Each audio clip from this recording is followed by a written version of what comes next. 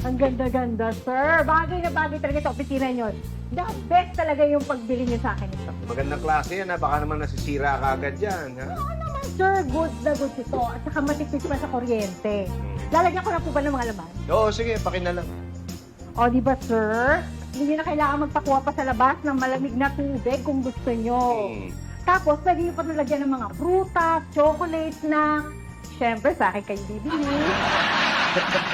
Ay, Fitz. Uy! Si Donnie. Uy! Good morning po, sir. Morning, morning. Upo ka, upo ka. Opo, salamat po. Oh, balita ko, mag-early retirement ka raw, no? Opo, sir. Kasi kinukuha na po ako ng anak ko na nakatira sa Hong Kong. Nako, ikaw, baka pag-alagayin ka lang ng apo mo doon. Okay lang yun. Mga kahon nga ng mineral water, kaya kong buhatin. Mga apo pa kaya. Dapat nga. Maganda ngayon. Makakasama mo na uli yung pamilya mo, di ba? Opo, Maganda dyan. Eh, ilang taon ka na nagtatrabaho dito? in 20 years service na po, sir. 20. Naku, ang tagal na pala. No? Thank you. Thank you for your service. Salamat po. Thank you lang, sir. Mas maganda yata kung may maibigay tayo kay Mang Donnie. In appreciation sa kanya naging serbisyo sa kumpanya. Oh, tama, Fitz. Dapat bigyan natin siya ng award. Anong award? Reward? Ano award? Eh di, ibigay niyo rin ka na, bro.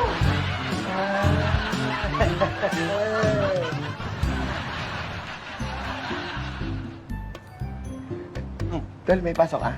Wala. Sakto! Tara, tag 2 bottles tayo. Aga naman yan. Eh, gusto ko kasing i-celebrate to eh. Oh. Ika, baka masira eh. Ano yan? Ito, binigyan ako ng opisina namin ng award. The most promising sales agent of the year. Try mo tayo. Eh, masyado bang maaga? Magpakain ka na lang muna. Eh, ano eh, pang-inom lang yung budget ko eh. Sige lang yun. Para makalimutan ko, di problema ko. Bakit sa bang problema mo? Ano eh, baka kasi palayasin na ako dun sa inuupahan ko. Ilang buwan na kasi akong delay sa pagbabayad ng upa. Tsaka may na-commission ngayon eh. May na-komisyon, di ba? Binigyan ka pa ng award, di ba? Oo. Oh. Ano kasi, masipag naman daw kasi ako mag-alok tsaka magtrabaho kahit walang benta. Ah, alam ko na kung bakit most promising sales agent ka. Bakit? Eh, lahat ng inaalok mong bumili ng kabaong, nagpa-promise lang na bibili, hindi naman natutuloy. Oo nga, ito ang talino mo. Siguro na. Bigyan ka lang ako. Ito. Naghahanap po kasi ako ng ekstrang pagkakakitaan. Mahina po kasi ang benta ng kabaho ngayon. Eh baka po pwede niyo akong kunin sa opisina niyo. Baka po may trabaho doon. Kahit ano po. Kahit... Ay! Meron! Teka, pwede ka bang magpahinante? Marunong kang magano, pwede ka sa deliveries, magbuhat ka ng mga gamit. Ay, ganon. dito kaya ko yung basic sa akin eh. Kailan po ako pwede magsimula? Kung pwede ka ngayon, edi ngayon na. Okay! Okay po, okay po. Oh, sige, bibihis na ako, gagayak ako, sumama ka na sa akin sa opisina. ha? Sige po, Okay. Tino. Thank you, Sige, thank you, sige. thank you po.